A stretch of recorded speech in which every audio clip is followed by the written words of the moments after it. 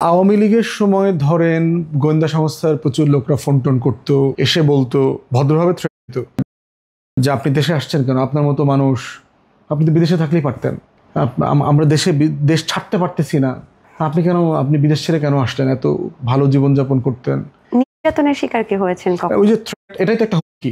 আপনাকে গোয়েন্দা সংস্থার না শারীরিক নির্যাতনের শিকার হয়নি, বাট মানসিক নির্যাতন কন্টিনিউয়াস থাকতে প্রচন্ড থ্রেটের ভিতর জীবনযাপন করতে হয়েছে।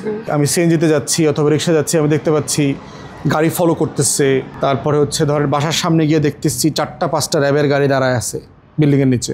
তো বাসার সামনে থেকে সিএনজি ঘুরায় চলে গেছি। গোয়েন্দা সংস্থা থেকে ফোন করে বলতেছে আপনি কিন্তু থ্রেশহোল্ড পার করে গেছেন, সাবধান হাসিনার বিরুদ্ধে কথা বলার ব্যাপারে।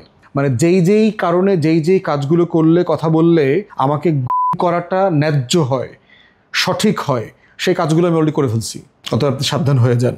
তো এই ধরনের মনস্তাত্ত্বিক আসছে, ফোনে মেসেজ আসতেছে আপনাকে ফলো করতেছি, কিন্তু এই ধরনের। বাট ফিজিক্যালি আমি কোনো শিকার এখনো হয়নি।